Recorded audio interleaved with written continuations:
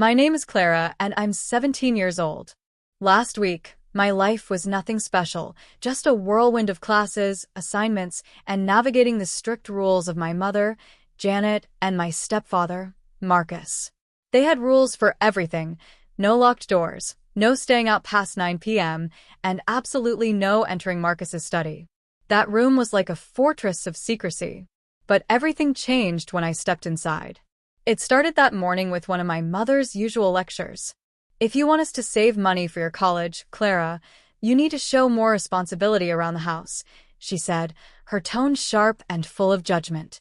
So, there I was, dutifully dusting Marcus's oversized mahogany desk, trying to earn her approval. And that's when I found it. As I moved a stack of books, an envelope slipped out, landing on the desk.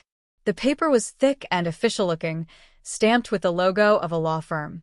My heart raced as I read the bold letters on the envelope. Confidential, for recipient only. Curiosity burned in my chest. I hesitated for only a moment before unfolding the letter. As my eyes scanned the page, my whole world shifted. Words like trust fund, inheritance, and monthly payments jumped out at me. According to the letter, my late father had left me a significant sum of money, a trust fund I was supposed to access when I turned 16. But here I was, a year past that, with no knowledge of this money ever existing. "What are you doing in here?"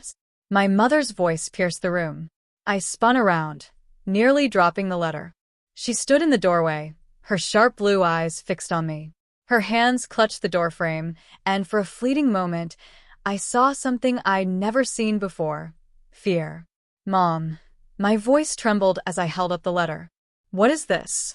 Did Dad leave me money?" Her expression hardened instantly. In 3 quick steps, she snatched the letter from my hands. "You shouldn't be snooping through private papers, Clara." "That's not just any paper," I shot back. "It has my name on it. It's about my inheritance." Her laugh was sharp and dismissive. "Sweetheart, you wouldn't understand.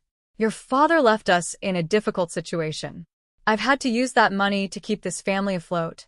"Us." I could barely breathe. "The letter says it's mine. For my education. For my future. And who do you think has been paying for this roof over your head? Your clothes? That phone you can't seem to put down?" Her tone grew icy. "I'm your mother. I decide what's best for this family." Anger and betrayal swirled inside me.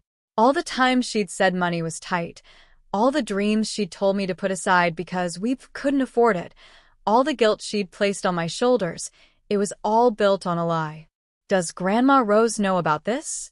I demanded, my voice cracking. Her face tightened. "Leave your grandmother out of this. And if you know what's good for you, you'll forget about that letter." She turned to leave, but paused in the doorway. "Oh, and Clara, you're grounded. You had no business being in Marcus's study." I stared at the closed door long after she was gone, my mind spinning. My father had entrusted that money to me, and my mother had spent it, lied about it, stolen it. And now she was trying to make me feel guilty for finding out. Everything I thought I knew about my life had been a lie, and nothing was going to be the same again. Being grounded meant my freedom was limited. No friends, no leaving the house, and absolutely no chance to see my grandmother, Rose. But my mother and Marcus overlooked one important detail: my weekly tutoring sessions. Those were non-negotiable, and my mother's obsessive need to maintain appearances wouldn't allow her to cancel them. 3 days later, I found myself sitting in Grandma Rose's cozy kitchen. The familiar smell of cinnamon and vanilla, which usually made her home feel like a safe haven, couldn't calm my nerves. My untouched cup of tea sat in front of me as I struggled to find the words. Finally, I just blurted it out. "Grandma, I found something. A letter about Dad." Her hands froze mid-reach for the sugar bowl. "What kind of letter?" she asked cautiously. I told her everything: the trust fund, my mother's reaction, and the confrontation in Marcus's study. As I spoke, I noticed her face change, her warm expression replaced with a mix of guilt and sorrow. She wouldn't meet my eyes. "You knew, didn't you?" I asked, though I was already certain of the answer. Grandma Rose sighed heavily, twisting her wedding ring nervously. Your mother made me promise not to tell you, she admitted. She said it would only hurt you to know about the money, when there wasn't any left. But it wasn't her money to spend. My voice cracked with frustration. Dad left it for me, for college, for my future. I know, sweetheart. Grandma reached across the table and squeezed my hand. That's why I've been putting money aside for you, ever since your mother told me what she was doing. It's not much, but… Wait, I interrupted, my mind reeling. How long has this been going on? Grandma hesitated, then stood and walked to a cabinet I'd never seen her open before. From it, she pulled out a small wooden box and placed it in front of me. There's something else you should know, she said quietly. Your father's parents, Walter and Helen, they've been trying to contact you for years. My heart skipped a beat.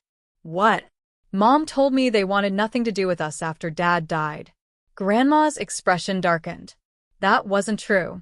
They sent letters, cards, even gifts every year for your birthday, for Christmas. Your mother intercepted them all. I opened the box with trembling hands.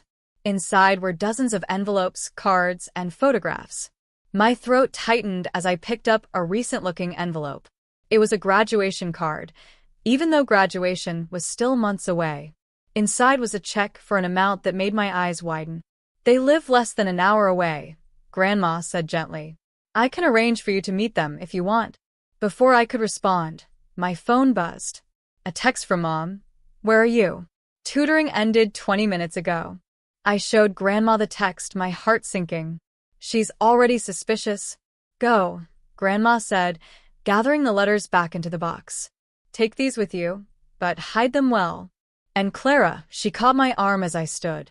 Whatever you decide to do, I'm on your side. This time, I should have been all along. I hugged her tightly, feeling the weight of the box in my backpack like a secret weapon. My mother and Marcus had no idea what was coming. For the first time since finding that letter in the study, I felt something other than anger and betrayal. I felt hope. The idea of meeting my father's parents felt surreal. For years, I'd believed they didn't want me, thanks to the stories my mother had fed me. But Grandma Rose had arranged everything. 2 days later, I found myself at a small cafe in a town 2 hours away, far enough to avoid the risk of my mother or Marcus finding out. I spotted them the moment they walked in. Walter and Helen. They looked just like the photos I'd found in the box, though their faces were older, with lines etched deeply from time and sorrow. But it wasn't their age that struck me, it was their eyes. Helen's were the same as mine, a soft blue that seemed to hold years of untold stories. Clara, Helen whispered as she approached, her voice shaking. She stood so quickly, she bumped the table. Walter, more reserved, gave me a small smile and gestured to the chair across from him. We've waited so long for this, he said, his voice warm but weary. Thank you for meeting us. I hesitated, my throat tight. I just found out about the letters last week, I said, my voice barely above a whisper. I'm sorry I never. Don't apologize. Helen reached across the table, her hand stopping just short of mine. We know who's responsible. None of this is your fault. Walter placed a thick folder on the table and slid it toward me. We've been documenting everything, he said. The trust fund, the house deed, the withdrawals, everything your father left for you. As he spread out the documents, one page caught my eye. It was a deed to our house, but it wasn't in my mother's name. It was in mine. This house, Helen explained, her voice hardening, was meant to be yours when you turned 18. Your father wanted you to have a stable home, no matter what. What? I breathed, unable to believe what I was hearing. Your mother convinced the court she needed to live there to take care of you, Walter said, his voice tinged with frustration. But the deed was supposed to transfer to your name next year. That house is legally yours. I felt like the floor was slipping out from under me. Mom and Marcus, they've been talking about selling the house. They can't, Walter said firmly. Not legally. But they've been trying to find loopholes for years. Is that why you never visited? I asked, my voice breaking. Because of Mom. Helen's eyes welled up with tears. She threatened to file a restraining order if we tried to see you. She said we were harassing her, trying to poison you against her. We didn't want to lose all chance of seeing you, so we stayed away. But we never stopped trying. Walter slid another envelope toward me. This is yours, he said. We've been saving for you. Separate from the trust fund. I opened it and immediately tried to hand it back. The check inside had more zeros than I'd ever seen. I can't take this, I said, my voice shaking. You can, Helen insisted, her grip on my hand surprisingly strong. You'll need it to fight this, Clara. And we'll help you. We have lawyers, evidence, and everything needed to protect your inheritance. But the choice is yours. My phone buzzed again. Another text from Mom. Where are you? Answer me now. Looking at my grandparents, I felt a connection I'd been missing my whole life. Their faces, their words, even their quiet strength, all of it reminded me of my father. I turned off my phone and looked back at them. Tell me everything, I said. I want to know exactly what she took from me. That night, I couldn't sleep. Everything I had learned at the cafe replayed in my mind. The trust fund, the house deed, the letters, and the betrayal. I had spent years believing my mother's version of the truth, and now I realized just how deeply she and Marcus had manipulated me. Unable to calm my racing thoughts, I called my best friend, Lila. She answered on the first ring, her voice groggy but concerned. Clara? It's late. What's wrong? I whispered into the phone. Everything's a lie, Lila. The house, the money, even what my mom said about my grandparents not wanting me. They've been trying to contact me for years. What? Her voice sharpened, fully awake now. Have you heard anything from your mom or Marcus about selling the house? Not directly, I admitted, but they've been acting weird. And my mom's been watching my every move. It's like she knows I'm onto something. Lila hesitated for a moment, then said, You need to be careful. If they're hiding this much, they're not going to let you find the rest. She wasn't wrong. The next morning, I discovered my laptop was missing. When I asked my mom about it over breakfast, she smiled casually and said the screen was cracking. I sent it out for repairs. That was a lie. My laptop was fine. Honey, she added, touching my shoulder, I scheduled extra tutoring sessions for you every day this week. You need to stay focused on school. She didn't have to say it outright. I knew she was trying to keep me away from Grandma Rose and any chance of contacting my grandparents. I forced a smile. Thanks, Mom. That's really thoughtful. Her answering smile didn't reach her eyes. We were playing a game now, both of us pretending everything was normal when we both knew it wasn't. Later that day, I texted Lila from the prepaid phone Grandma Rose had given me. They're closing in. I need to move fast. Her reply was immediate. Whatever you need, I'm here. That night, as I lay in bed, I overheard voices drifting up from downstairs. Marcus's voice was sharp, angry. We need to move fast. If she's been talking to Rose. She hasn't, my mother snapped. I've been monitoring her phone. My stomach churned. I had been careful, but clearly, so had they. The realtor needs an answer by Friday, Marcus continued. And we need that money before the audit. Audit?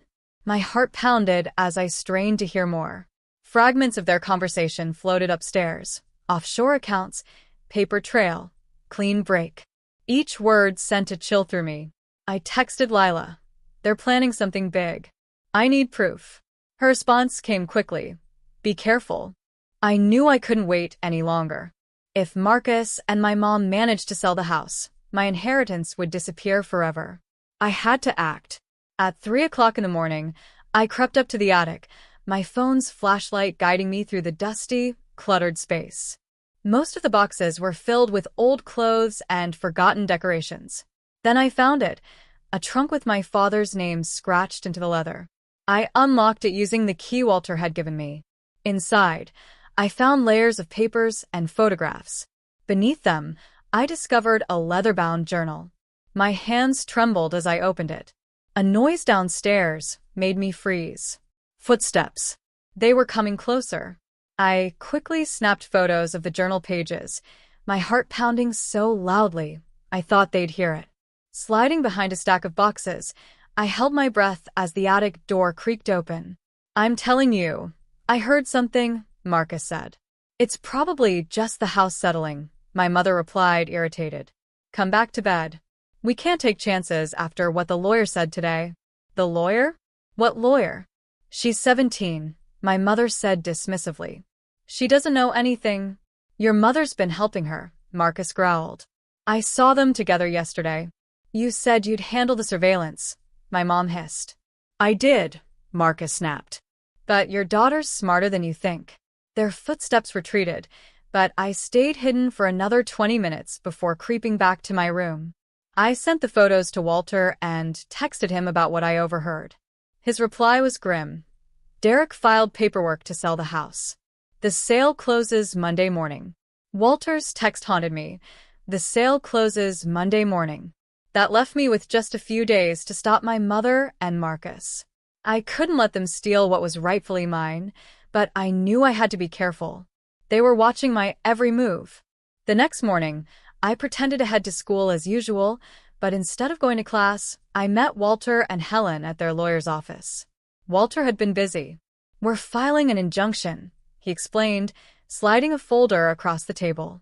But we need more proof of fraud to make it stick. I pulled out my phone and showed him the photos I'd taken in the attic. I think this journal has what we need. My father wrote everything about the trust fund, the house, and even how he didn't trust Marcus. Walter's lawyer flipped through the images. This could help, she said, nodding. But we need evidence tying Marcus and Janet to the fraud. Something concrete. That night, I set my plan in motion. I knew Marcus had a meeting scheduled with their lawyer the next day. If I could record their conversation, it might be enough to prove their guilt. It was risky, but I didn't have a choice. The following afternoon, I slipped my prepaid phone into Marcus's study, hidden behind a stack of books on the shelf. I made sure it was recording before sneaking out. My heart raced as I waited in my room, pretending to study, while voices drifted up from downstairs. We'll transfer everything offshore once the house sells, Marcus said, his voice clear and decisive. She won't be able to touch a dime of it, my mother added. I gritted my teeth as I listened, anger boiling inside me. They were so sure of themselves, so confident they could steal everything my father had left me. That night, I played the recording for Walter and Helen in their living room. The damning words filled the air, making everything feel more real. Walter immediately picked up his phone. This is exactly what we needed. I'll send it to the lawyer right away. But before he could make the call, the front door burst open. Marcus stormed in, followed by my mother. Their faces were masks of fury. My heart stopped. They must have followed me. You stupid, ungrateful child, my mother spat, storming into the room. After everything we've done for you, this is how you repay us? Everything you've done? I stood, shaking but determined not to back down. You mean stealing my inheritance? Lying to me about my grandparents? Selling the house that's legally mine? Marcus laughed coldly. You're a minor. You have nothing. No one will believe you. She has this, Walter said, holding up the phone with the recording. And tomorrow, the courts will have it too. My mother's face went pale. Give me that phone, she shrieked, lunging toward Walter. It's over, Janet, Walter said firmly. You've lost. What happened next unfolded in slow motion. Marcus lunged for Walter, knocking him to the ground.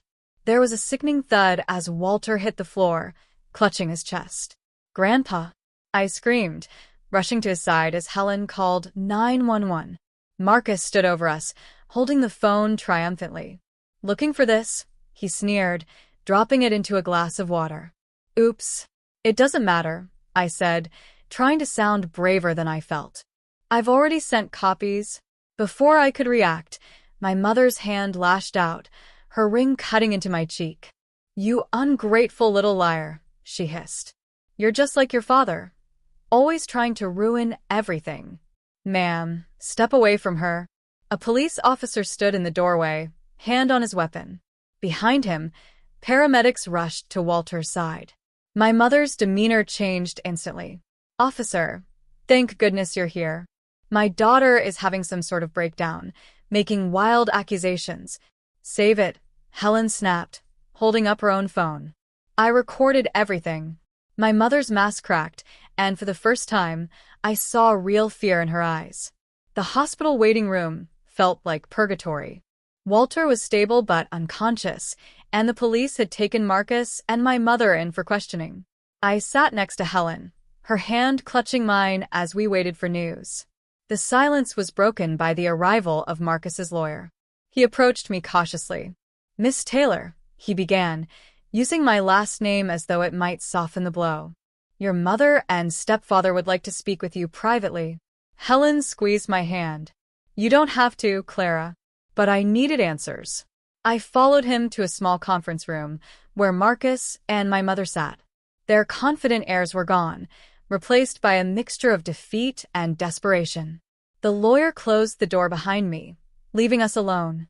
My mother spoke first, her voice softer than I'd ever heard it. "The police found my journal," she admitted. "The one where I documented everything about the inheritance." "Why?" My voice cracked. "Why did you take everything Dad left for me?" "Because he left me nothing," she shouted, slamming her hand on the table. "Your father, my husband, gave everything to you. The house, the money, everything. Like I meant nothing to him." "That's not true," I said, my voice trembling. "The letters in the attic, they prove he loved you." Her brow furrowed. "What letters?" I pulled out my phone and opened the photos I'd taken of my father's journal. "He wrote to you every day while he was sick, Mom. He wanted to protect both of us. The house wasn't just for me, it was for you too. He made you trustee, so you'd always have a home." Her hands shook as she scrolled through the photos, her face crumbling with each entry. Marcus shifted uncomfortably beside her. "I never saw these," she whispered, tears streaming down her face. "They were in the attic, in his trunk. The one you never opened." Marcus stood abruptly. "This is all very touching, but it doesn't change anything. The house sells Monday." "Actually," the lawyer said, stepping back into the room, "the sale has been stopped. The police found evidence of fraud, and with Walter's statement." "Walter's awake," I interrupted, relief flooding through me. The lawyer nodded. "He gave a full account of everything." Marcus's expression darkened. "This is your fault," he snarled at my mother. "You couldn't let it go. Had to keep the guilt locked away in some attic." "Marcus, don't," my mother began. "No," he exploded. "I did everything right. I managed the money, handled the lawyers. But you couldn't stop obsessing over him. Even dead, he's still between us." The truth hit me like a wave. "It was you," I said, my voice cold. "You kept the letters from her. You made her think Dad abandoned her." Marcus's silence was answer enough. My mother turned to him, her face a mask of horror. "Tell me she's wrong." His silence lingered, and then, with a scoff, he stormed out of the room. The house was quiet as I stood in the attic, sorting through the last of Marcus's belongings. He had taken a plea deal, admitting to fraud and document theft. My mother had filed for divorce the same day. I opened another box, sifting through the remnants of a life built on lies. From behind a stack of papers, Lila's voice called. "Found another one. Want me to add it to the shred piles?" "Let me check first," I said. I'd learned not to throw anything away without looking through it. The doorbell rang. "That's probably your mom," Lila said. Our weekly dinners had become a ritual. Slowly, something between us had started to heal. I opened the door to find my mother holding a leather-bound book. She handed it to me, her eyes soft. "I found this in storage," she said. "It's your father's journal from his last year." My hands trembled as I opened it. Inside were entries addressed to me, filled with advice and love. The final entry caught my eye. "My dearest Clara, remember that the greatest act of love isn't holding on. It's knowing when to let go and forgive. Your mother will struggle without me. Be patient with her, and when the time comes, help her find her way back to herself. And to you. All my love, Dad." Tears blurred my vision as I closed the journal. That night, I sat in the study, my study now, and thought about everything: revenge, justice, forgiveness. My father's legacy wasn't just the money or the house. It was the family he wanted to leave behind. Tomorrow, my mother would join us to plant Dad's favorite flowers in the garden. Walter and Helen would bring lunch, and Grandma Rose would probably show up with too many desserts. And somewhere I liked to think Dad was watching, knowing his family was whole again.